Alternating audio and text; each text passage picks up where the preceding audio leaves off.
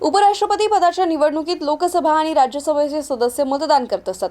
सध्याच्या घडीला दोनही सदनांमध्ये सत्ताधारी पक्षाकडे बहुमत आहे. त्यामुळे राधाकृष्णन यांचा विजय निश्चित आहे. पण त्यांची निवडणूक बिनविरोध करण्यासाठी भाजपनं हालचाली सुरू केल्यात. याच मिशनचा भाग म्हणून मुख्यमंत्री देवेंद्र फडणवीस आणि संरक्षण मंत्री राजनाथ सिंह यांनी काल शिवसेना उबाटा गटाचे प्रमुख उद्धव ठाकरे आणि राष्ट्रवादी काँग्रेस शरद पवार गटाचे अध्यक्ष शरद पवार यांना फोन केला. उद्धव ठाकरे आणि शरद पवार यांच्या पक्षांनी उपराष्ट्रपती पदाच्या निवडणुकीमध्ये राधाकृष्णन यांना पाठिंबा द्यावा असं आवाहन फडणवीस यांच्याकडून करण्यात आलं. याच कारणासाठी राजनाथ सिंह यांनी देखील ठाकरे आणि पवारांना फोन केला होता. पण या दोनही नेत्यांनी भाजपला सकारात्मक प्रतिसाद दिलेला नाहीये.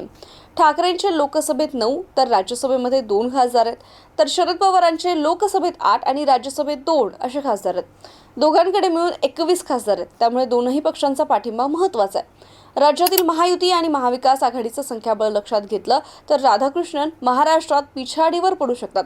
त्यामुळे आता पुढे काय होणार याकडे सगळ्यांचं लक्ष आहे.